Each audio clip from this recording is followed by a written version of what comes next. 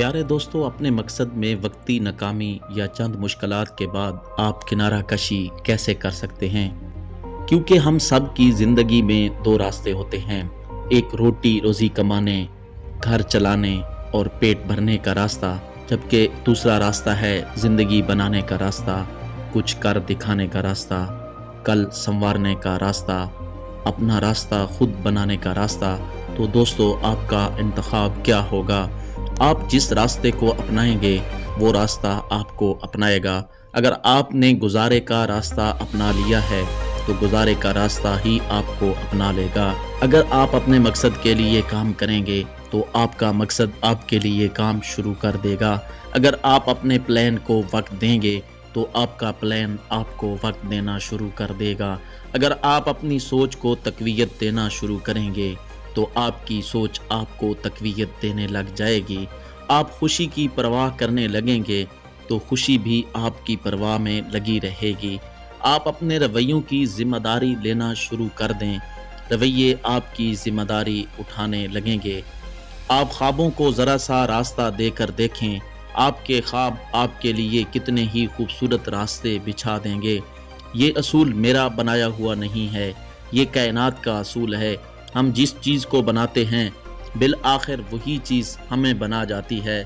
جس چیز کو بنانے میں آپ اپنا دم، دل اور لگن لگا دیتے ہیں، وہ چیز آپ کو اس طرح بنا جاتی ہے، اپنا جاتی ہے کہ آپ کی پہچان بن جاتی ہے۔ بالکل ایسے ہی جیسے مزاح معین اختر کی پہچان، کرکٹ وسیم اکرم کی پہچان، ڈرامہ امجد اسلام امجد کی پہچان، شاعری فیض احمد فیض کی پہچان، سیاست عمران خان کی، ایٹم بم ڈاکٹر قدیر کی، پنجابی فلم سلطان راہی کی، لوک موسیقی عطا اللہ عیسیٰ خیلوی کی، دل دل پاکستان جنید جمشید کی اور تیز ترین سنچری شاہد آفریدی کی پہچان بن جاتی ہے۔ لیکن کچھ لوگ اپنے کام سے عشق میں یوں گم ہوتے ہیں کہ ان کا کام ان کی نہیں بلکہ وہ اپنے کام کی شناخت بن جاتے ہیں۔